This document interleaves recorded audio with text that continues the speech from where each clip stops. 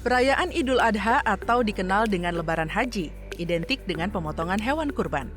Pelaksanaan ibadah kurban sesuai dengan syariat Islam bahkan diatur secara rinci, mulai dari ketentuan waktu dan lokasi, jenis dan usia minimal hewan, hingga tata cara pembagian daging kurban. Kementerian Pertanian memprediksi kebutuhan hewan kurban pada Idul Adha 2025 mencapai 2.074.269 ekor. Sementara dari sisi pasokan, diperkirakan mencapai 3.217.397 ekor. Bukan hanya memenuhi persyaratan menurut syariat Islam, hewan kurban harus dipastikan sehat. Sejumlah pemerintah daerah bahkan menetapkan aturan, hewan kurban wajib vaksinasi penyakit mulut dan kuku atau PMK dan memiliki sertifikat kesehatan. Hal ini sebagai jaminan daging hewan kurban layak dikonsumsi. Untuk mengantisipasi penyebaran PMK dengan adanya mobilisasi hewan kurban jelang Idul Adha, Kementan mengkampanyekan vaksinasi PMK.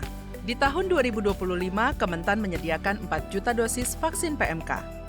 Namun, jumlah vaksin itu dikritik Firman Subagio karena dinilai tidak sesuai kebutuhan real di lapangan yang jauh lebih tinggi. Sementara itu, di pihak swasta ada 20 juta dosis dibeli secara mandiri hanya bisa diakses pelaku peternak skala menengah dan skala besar.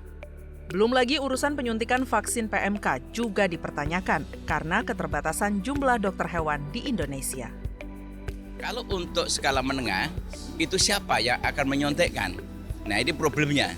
Karena dokter hewan kita itu masih sangat terbatas kalau kita mengandalkan dari dokter hewan yang ada di dokter pemerintahan. Pemerintah kerjasama dengan perguruan tinggi, fakultas kedokteran hewan, atau peternakan untuk melakukan menyuntik vaksin tadi.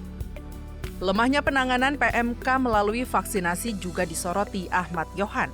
Pengadaan dan pendistribusian vaksin PMK tidak seharusnya terkendala karena anggaran. Komisi 4 DPR RI mendorong pemerintah menyiapkan anggaran vaksin PMK agar bisa memberi perlindungan bagi hewan ternak melalui peternak dan masyarakat konsumen. Nah, persoalan vaksin ini memang kita membutuhkan begitu banyak, sekitar 20-an juta vaksin, tapi yang tersedia masih terbatas karena tadi dikeluhkan masih keterbatasan anggaran, dan tentu kami sebagai DPR akan terus mendorong agar menyediakan anggaran untuk mengatasi vaksin kita ini agar memastikan bahwa hewan-hewan kita di dalam negeri ini aman dari berbagai macam virus. Tim Liputan TVR Parlemen.